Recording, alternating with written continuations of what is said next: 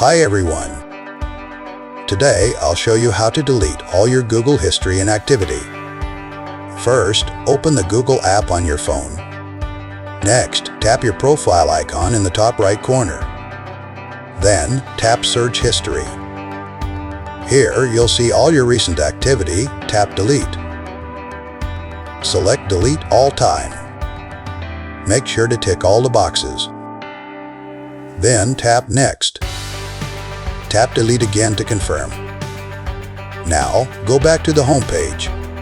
Tap your profile icon in the top right corner again.